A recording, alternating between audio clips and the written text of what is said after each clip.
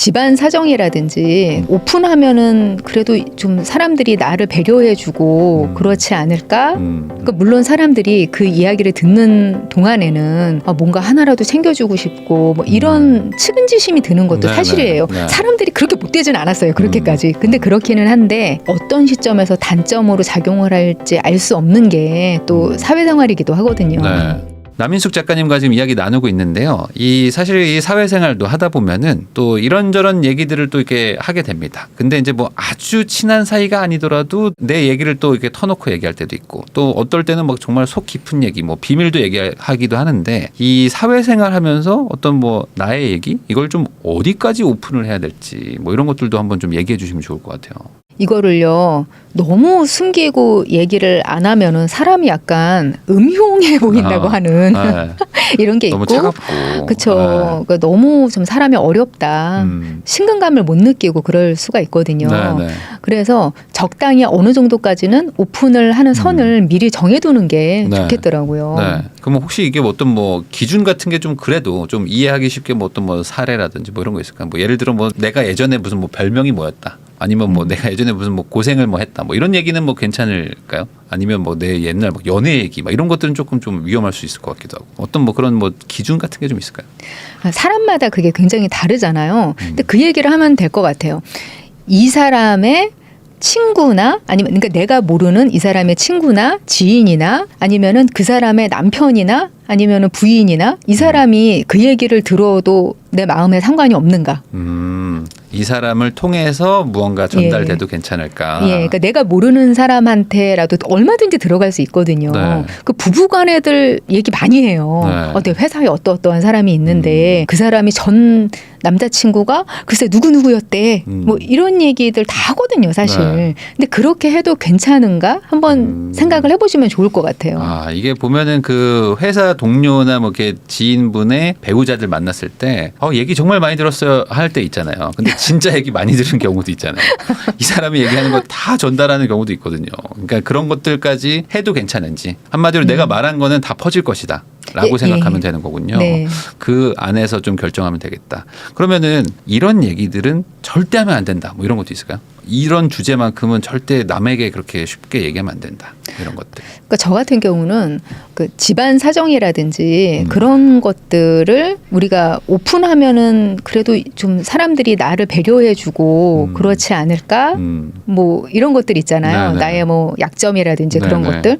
그런 기대를 하고서 얘기를 막 가정사나 안 좋은 것들 다 얘기들을 하시는 분들이 있으세요. 그러니까 물론 사람들이 그 이야기를 듣는 동안에는 뭔가 하나라도 챙겨주고 싶고 뭐 이런 측은지심이 드는 것도 네네. 사실이에요. 네. 사람들이 그렇게 못되진 않았어요. 그렇게까지. 근데 그렇기는 한데 어떤 시점에서 단점으로 작용을 할지 알 수 없는 게 또 사회생활이기도 하거든요. 네.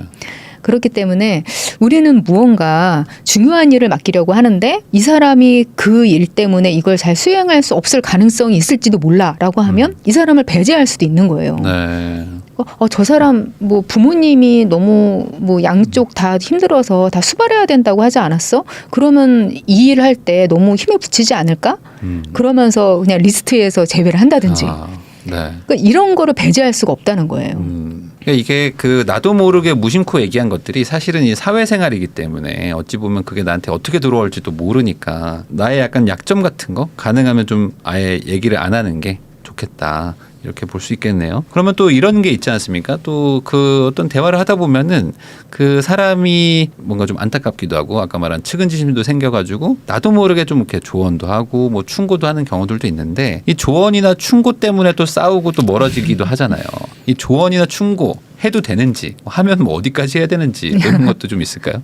그러니까 저는 그렇게 말씀드려요. 그냥 충고는 하지 않는다라고. 충고는 하지 마라. 네, 그냥 충고는 안 할 거야라고 네. 생각을 하시는 게 그냥 속편하다.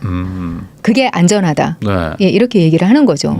그런데 그런 경우는 있어요. 상대편에서 조언을 구하는 경우가 있거든요. 내가 지금 이런 일을 시작하려고 하는데 정말 모르겠다. 이런 경우는 얘기해줘야죠. 네. 예, 근데 그런 경우가 아니면은 상대방에서 먼저 얘기하는 게 아니라면 예, 내가 먼저 하는 충고는 그게 들어가지도 않아요. 네. 사람들이 소통을 할 때 원래 메시지라는 게 말이 들어가는 게 아니에요. 이 사람이 가지고 있는 전 인격체와 마음이 들어가는 거예요. 사실은 네. 소통이라는 게. 네. 그런데 이 사람이 원하지 않으면 아무리 말하는 내용이 맞는다고 해도 다 튕겨내게 돼 있어요. 예. 그렇죠. 예, 그러니까 어차피 이 사람한테 도움은 되지 않으면서 관계만 망가지는 경우가 사실은 대부분이거든요. 네. 근데 다만 예외가 있어요. 이 사람과의 관계보다 저 사람이 더 중요할 때.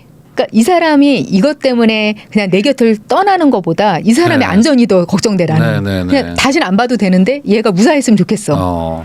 어찌 보면 진심으로. 네, 진심으로. 이런 정도 될 때야 충고를 해라. 저는 그렇게 말하거든요. 안 봐도 될 각오를 하고라도 이 사람이 진짜 지금 심각하면 네. 그때는 충고를 하되 아니면은 그냥 입을 좀 닫고 있는 게 좋다. 네, 그리고 어차피 이제- 도움이 안 됩니다. 근데 이제 얘가 너무 막 살아. 너무 막 살고 내가 봤을 때 너무 답답한 거예요. 얘가 좀만 하면 될 것 같은데. 약간 이런 마음에 이제 하다가 이제 뭐 꼰대 소리도 듣고 막 하는 거 아니겠습니까? 그렇죠. 근데 그거를 꼭 좀 참아야 되는군요. 참아야 되죠. 예. 저도 좀 참겠습니다. 제가 좀 약간 그렇게 하는 경향이 있는데. 우리 시청자분들한테는 하셔야죠. 그래요? 알겠습니다. 그러면 조언 정도를 구할 때는 조언을 해주는 건 괜찮겠죠? 나한테 뭔가를 물어볼 때는. 그럼요. 근데 그 조언을 할 때도 이게 뭐 사람마다 좀 성향이 좀 다르겠지만 그래도 좀 이렇게 부드럽게 말을 하는 분들이 있고 아니면 좀 약간 좀 격하게 말하는 분들도 있는데 저는 약간 좀 이렇게 세게 너 정신 차려 약간 그렇게 하는 스타일이거든요. 근데 이게 좀 안 좋다라고 좀 생각도 좀 들기도 하거든요. 근데 그런 캐릭터를 미리 다 파악을 하고 물어보는 겁니다. 묻는 사람이. 그런 건가요? 아까 약간 뭐 이경규 개그맨이 막 이렇게 호통치고 하는 것처럼 그런 건 다 익스큐즈가 된다. 호통을 듣기 위해서 물어보는 거예요. 그러니까 저는 가끔 그런 분들이 있어요. 자기 남자친구나 여자친구나 이런 사람들하고의 관계를 얘기를 하면서 네. 자꾸 유도를 해요, 저한테. 좀 헤어지라는 말을 직접적으로 듣고 싶어서 네. 자꾸 유도를 하는 거예요. 네. 조언을 구하면서. 네. 근데 저는 얘기를 안 해주죠. 네. 왜냐하면은 그 마음이 양가 감정이 있는 거예요, 그분들이. 근데 자기의 결정에 책임질 용기는 없는 거예요. 맞아요. 네. 예, 그래서 결정을 저한테 미루고 헤어지라는 말을 듣고 싶어 하는 건데 저는 그러죠. 네가 무슨 말을 듣고 싶어 하는지는 알지만 네. 나는 그 얘기를 해주지 않겠다. 답정너잖아요. 답정너. 그게 사실은 많은 분들의 그 고민 상담 같은 거죠. 사실은 난 이미 정했지만 혹시 모르니까 너한테 물어보고 책임을 전가하겠다. 그렇죠. 그렇죠. 근데 그런 마음 가지고는 문제 해결을 못 하거든요. 책임지겠다는 마음이 없으면은 네. 아무리 좋은 정보를 들어도 좋은 네. 이야기를 들어도 결과가 그렇게 좋지가 않아요. 네. 예. 하긴 그렇죠. 결국에는 이제 조언은 정말 진짜 고민이 될 때 하는 거고 내가 무언가 이미 하나 마음이 쏠렸다면은 사실 뭐 본인이 뭐 밀고 나가는 것도 뭐 필요한 거죠. 그 조언 얘기 나와서 제가 여쭤보는 건데 사실 이 조언이나 뭐 충고를 빼더라도 이게 가장 민감한 게 좀 이게 가족이나 아니면 뭐 어떤 배우자나 뭐 이런 게 있지 않습니까? 예를 들어 뭐 친구가 나 이 남자랑 결혼해도 될까? 막 이렇게 물어보는 거 있잖아요. 네. 조언을 구하는데 뭔가 가족 관계 같은 거예요. 아주 민감한 사항일 수도 있는데 이 부분을 어떻게 좀 얘기를 하는 게 좋을까요? 아니면 이거는 뭐 그냥 두리뭉실하게 얘기하는 게 좋을까요? 그러니까 상대방이 네. 조언을 구체적으로 구할 때가 있어요. 네. 뭐 교육 문제라든지 뭐 이런 것들. 아이가 이렇게 행동을 하는데 이거는 어떻게 해야 되죠? 뭐 이런 식으로 묻는다든지 네. 이런 거는 아는 한도 내에서 얘기해 주면 돼요. 그건 네. 정보성이니까. 그런데 묻지 않은 거에 대해서 얘기를 자꾸 해주고 싶을 때가 있단 말이에요. 네. 얘 저렇게 키우면 안 되는데. 뭐 이런 식으로. 네네네. 근데 다른 가족에 관해서도 뭐 마찬가지긴 하지만 특히 다른 타인의 아이, 자식에 네. 관해서는 그냥 칭찬 아니면 얘기를 안 한다. 자녀는 이렇게 이렇게 그냥 생각을 하시는 게 정말 네. 그게 안전합니다. 안전하다는 의미는 괜히 말하면 큰일 난다. 큰일 나요. 뭐, 정말 어떤 뭐 사례 같은 예. 게 좀 있을까요? 뭐. 그러니까 이게 자기에 대해서는 네. 아무리 뭐 그냥 야 너 정말 그렇게 하면 안 돼 이런 얘기를 해도 알았어 뭐 이렇게 하는 관계라고 해도 또 같은 이야기를 자식에 대해서 그렇죠. 와, 저 이거 행동은 못 참지, 이거는. 이거는 좀 그래라는 식으로 얘기를 한다든지 야, 쟤 뭔가 저 ADHD 아니야? 뭐 이런 식으로 얘기를 한다든지 그거는 뭐 바로 술병 들 것 같은데요. 그러니까 정말 진심으로 걱정돼서 네. 한번 상담을 좀 받아봐 이런 이야기를 듣는다 이러면은 네네. 그 관계는 끝나네요. 예, 안 좋아요. 손절하고 싶다면 자녀 얘기를 해라. 예, 바로 끝납니다. 그러네. 요건 좀 조심해야 되고. 아니 근데 이런 거 있지 않습니까? 이제 뭐 예를 들어 이제 가장 많이 듣는 게 친구 관계에서 이제 그 여자친구 남자친구 어떻게 나 결혼해도 돼. 요 정도는 그러면 어떻게 좀 좋게 그냥 얘기해도 될까? 내 눈엔 좀 별로여도 좋게 아니면은 직언을 해야 되나요? 이미 그럴 때는 마음이 다 가 있을 때 그러는 경우가 많은데요. 네. 부모도 못 말려요. 네, 그렇죠. 예, 그러니까 제가 아까 말씀드렸잖아요. 이 사람하고 관계가 끝나도 이 사람이 잘못되는 건 못 본다. 네. 예, 이런 대표적인 관계가 부모거든요. 네. 그러니까 내 눈에 흙이 들어가기 전에는 그렇죠. 그거 내가 안 널 된다. 안 봐도 되니까 얘랑은 결혼하지 마라. 그렇죠. 막 이런 거죠. 예, 그런 유일한 사람인데 그런 사람들도 못 말리는 관계다. 그러면은 지인 관계나 친구 관계에서는 어림도 없습니다. 예. 그러면은 이 친구가 이미 결혼할 마음이 있는데 나한테 그냥 확답을 듣고 싶은 느낌이라면 그냥 좋게. 예, 그냥 뭐 네가 예. 선택한다면 항상 응원해. 이 정도. 그렇죠. 너의 선택이니 그냥 응원할게. 그냥 이 정도. 괜히 예. 거기서 내가 까불까불 조언한다시고 했다가 괜히 사이만 또 틀어질 수 있다. 그렇죠. 상대방 여자친구나 남자친구가 괜히 나를 싫어하는 수가 있어요. 맞아요. 네. 그 얘기를 꼭 하거든요. 네. 야, 내 친구 누구누구가 싸우면서 얘기하잖아요. 보통 싸우다가 야 내 친구도 너 별로래 하면서 이제. 그렇죠. 근데 그러면서 둘은 화해해서 잘 지내는데 이제 이 친구만 나쁜 사람이 그렇죠. 되는 거죠. 앞으로 그 친구 만나지 말라고 막 이런 얘기하는 걸 보면은 생각해 보면 말을 안 하는 게 좋겠네요. 말을 안 하는 게 좋습니다. 말을 안 하는 게 가장 좋다. 그 어떤 인간관계를 하다 보면은 상대가 나한테 이렇게 질문을 한다거나 뭐 훅 들어올 때가 있잖아요. 근데 그렇죠. 난 이걸 좀 대답하고 싶지가 않아. 약간 좀 회피를 좀 하고 싶어. 근데 이거를 또 어떻게 대답을 안 하지? 이거 좀 애매해서 그냥 나도 모르게 다 얘기하는 경우들도 있거든요. 난감한 질문 같은 것들을 좀 이렇게 부드럽게 넘기는 어떤 그런 기술이나 이런 게 있을까요?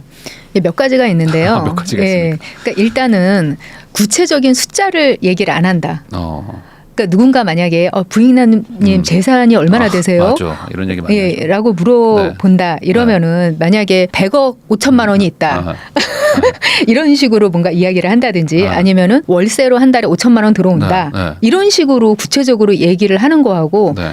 그냥 꽤 법니다. 이렇게 얘기하는 거는 많이 다르거든요. 네.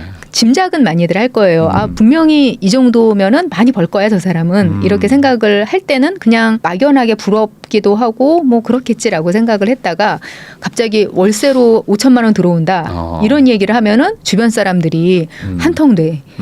나 돈 꺼줘. 네. 이런 얘기를 하기도 그럴 수 하고 있죠. 네. 구체적인 질투로 하기도 하고 문제가 생깁니다. 네, 그러니까 숫자라는 걸 얘기하지 말고 네. 그냥 약간 두리뭉실하게 약간 은유와 비유를 해가지고 그렇죠. 하라는 예. 거죠. 뭐 예. 중고차 정도 한 대 봅니다. 뭐 약간 이런 식으로. 네, 그렇죠. 예, 중고차도 천차만별이잖아요. 이게 그러네요. 페라리 중고인지 아반떼 중고인지 이런 거에 따라 다르니까. 생각은 상대에게 맡기는 거죠. 그렇죠. 요게 이제 하나의 방법이다. 그렇죠. 네. 숫자를 이야기하지 않는 거.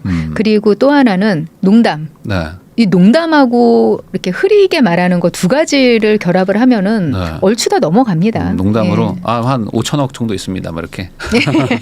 좋죠. 예, 좋네요. 한 1조 정도 됩니다. 이렇게. 차라리 그렇게 말하는 게 나을 수도 있다. 그렇죠. 왜냐면 그분도 진심으로 이걸 파헤치려고 물어보는 건 아닌데 사실 그렇죠. 어찌 보면 그냥 단순한 호기심 같은 건데 거기에다가 내가 굳이 막 진지하게 대답을 하면은 서로 또 관계가 껄끄러워질 수도 있다는 거죠. 그렇죠.